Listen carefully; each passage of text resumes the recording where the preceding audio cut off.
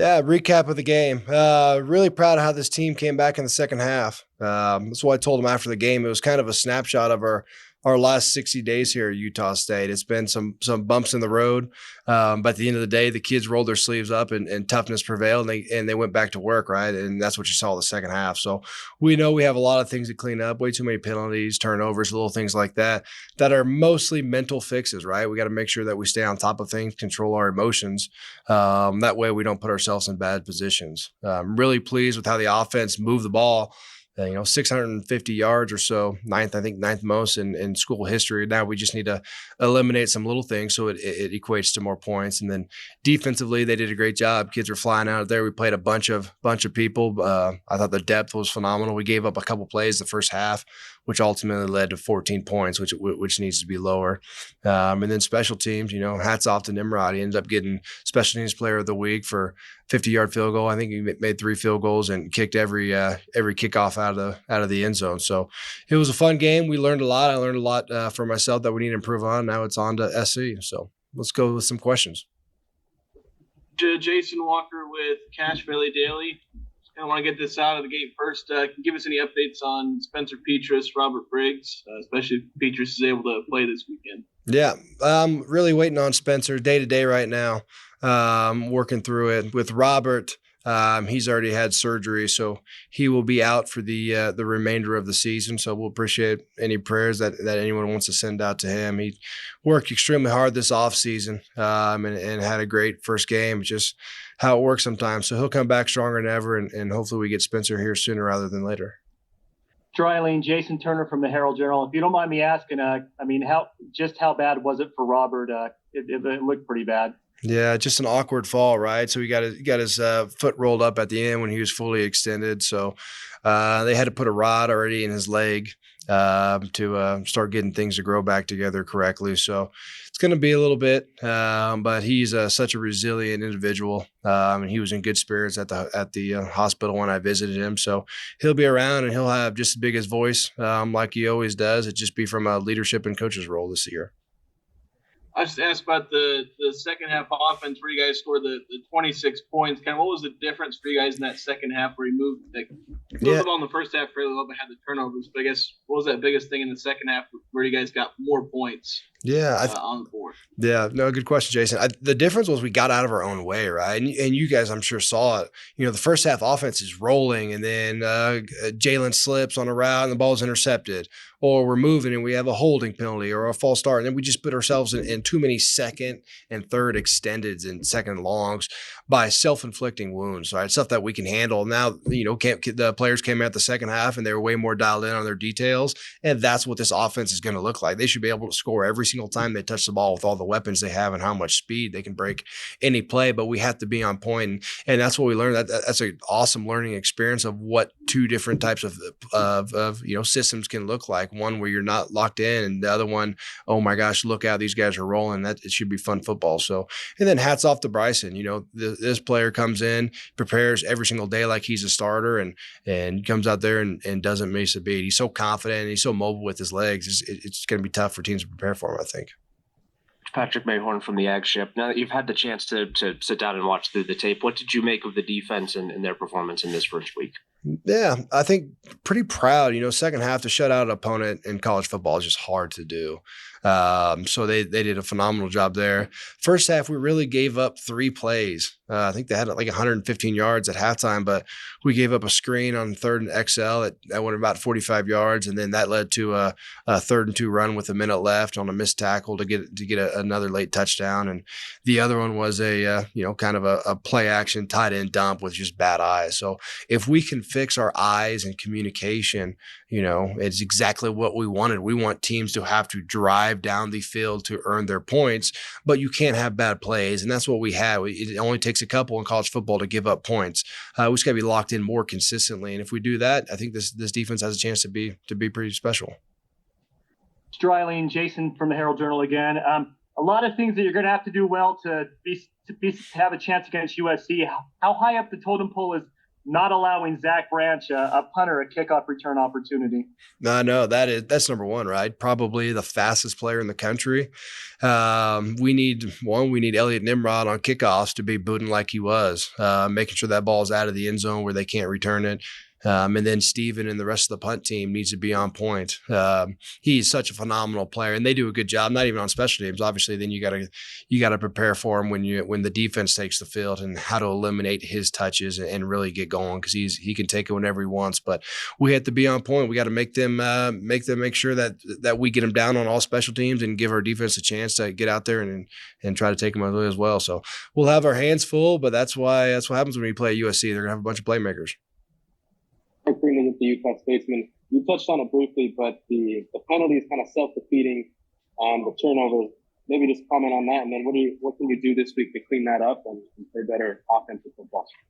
Yeah, on the turnovers, the first one, Jalen Royal slips, Spencer throws a pick. Then we had one right before half where we're just aggressive trying to get points, and they threw it up. So that's not really an issue. Then the problem is we had one other one where the corner jumps in front of the receiver and stole it. We just had him so back to back to back. The defense had to go out there a little bit, but all plays that could be avoided, or plays that, if you throw an interception on a jump ball with 20 seconds left in the first half, like, that's okay. We want to be that aggressive. We just got to make sure if it's not that case, right, we need to be on point, crisp coming out of routes.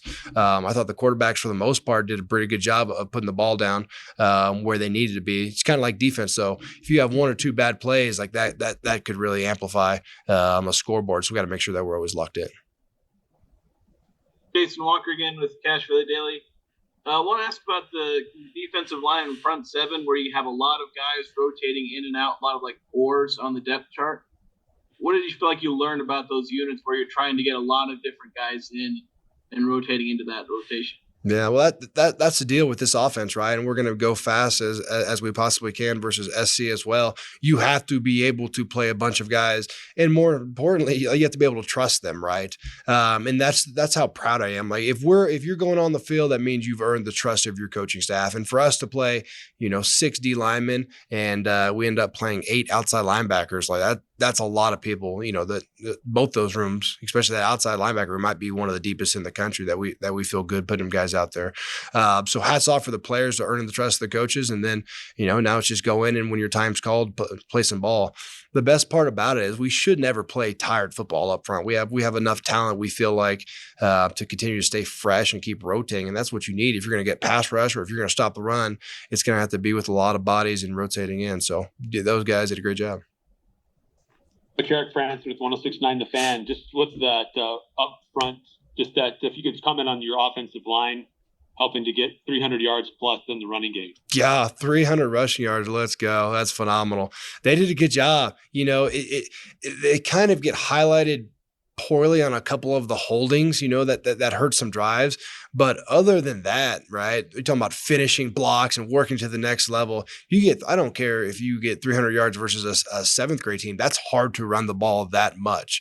So hats off to those guys. I think all those offensive linemen, you got 4 to 5 starters coming back from last year. So that group feels so well connected. And we played a bunch of bodies there too. And then you got your tailbacks. You got Razul. Rob obviously had a big day before he got injured. But then, you get Herschel out there, a true freshman, and rushing for over 10 yards a carry out of the gate. So we feel like we have a good combination of O-line with tailbacks, and then you got Bryson who can run the ball as well, and that showed on Saturday. Patrick Mayhorn with the Ag Ship again. I want to ask about Herschel specifically and how important he is now with Rob out, and maybe who you're looking to even beyond him to add a little more depth to that room. Yeah, and that's the thing with college football. You never know when your time is going to come, so you have to prepare like you're the starter. So we were expecting to get Herschel carries regardless, and then obviously once Rob went down, his role in carries went up drastically as well.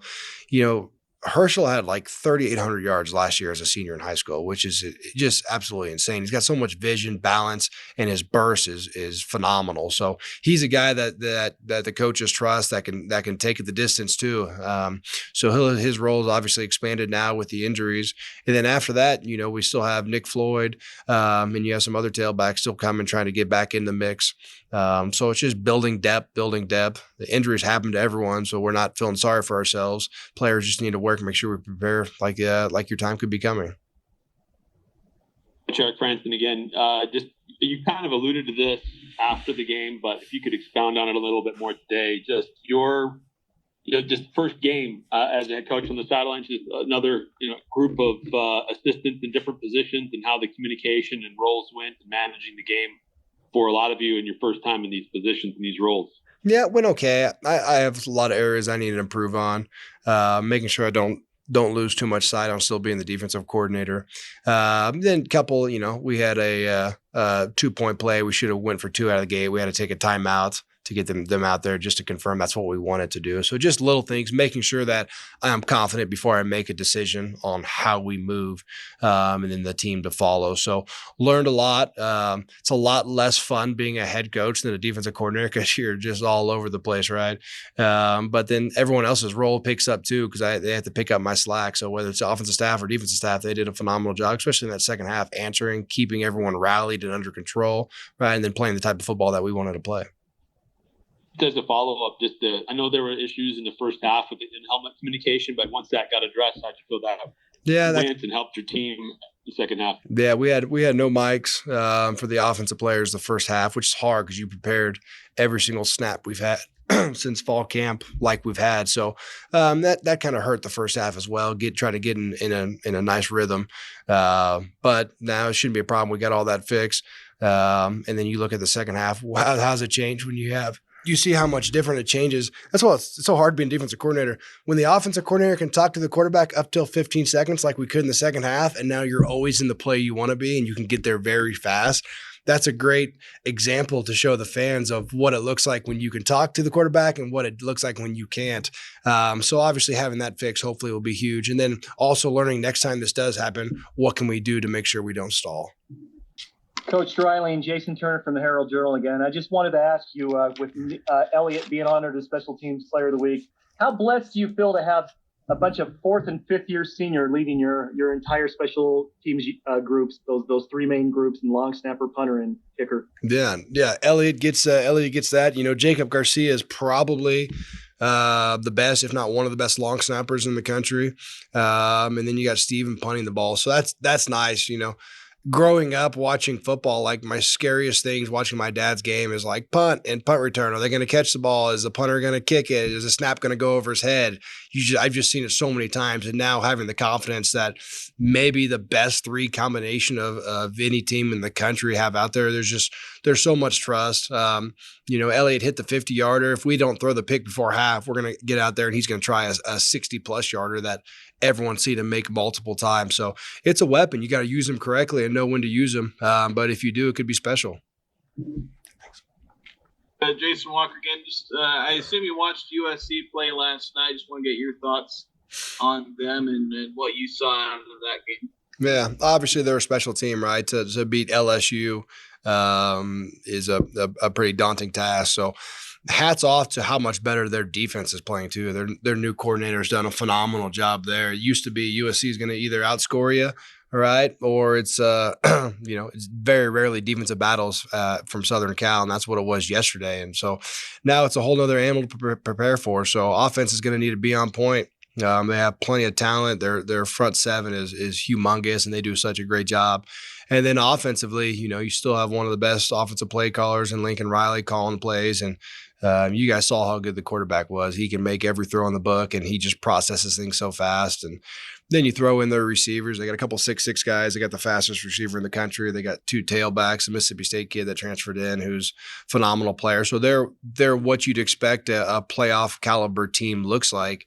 But just like I told you guys last week, it has nothing to do with our opponent. Whether we're playing Robert Morris or we're playing SC or the Dallas Cowboys, it all comes back to how we're getting better, how we're doing our fundamental techniques, right? And that's the big thing we need to make sure we do.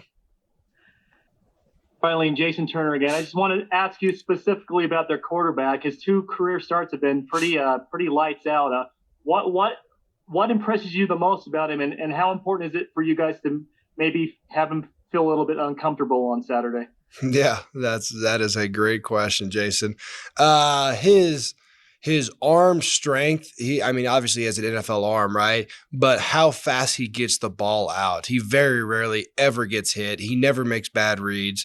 They're such a vertical passing team, and how he can lay these touches on these balls is just so challenging. So, not to mention their offensive scheme is one of the hardest to prepare for. So, they're what you expect one of the best offenses the country looks like. So, our kids are going to be fired up. We know we have a huge task ahead of us, but it's going to be fun. We have a bunch of California players on our team, especially LA players. So they're going to be fired up to get to the Coliseum and see if we can't slow them down a little bit. Trent Wood with Deseret News. You are not a stranger to playing in hard environments, coaching in hard environments. You went to Auburn last year and pulled off a major upset with New Mexico State. I'm curious, how much do you lean on that experience, and what do you tell these kids ahead of what's going to be a really hostile environment in LA? No doubt. It goes back to what I asked him 2 weeks ago. I said, raise your hand if anybody's ever lost a game that they weren't supposed to lose to in football, right? Talking about us versus Robert Morris, and every hand was up. So people need to realize everyone gets to practice, right? You look at scores across the country, whether it's the Oregon-Idaho close game or Texas Tech, Abilene Christian, like talent is awesome, but talent does not even come close to win you games. There's so much more in that. It's understanding my role. It's understanding my fundamentals, how that all leads up to it. And then it's having confidence to execute it. Like no one's going to be intimidated going to play at the Coliseum. We're going to be fired up. We know it's going to be a very challenging opponent. But once again, it doesn't matter about the logo on the helmet. It matters about, how we handle ourselves. We were able to go into Auburn last year and win by 3+ touchdowns. So it can be done. It's done every single week, but you have to have the mindset of, yes, you can do this. And then even more so, right? Trust your job and do your job.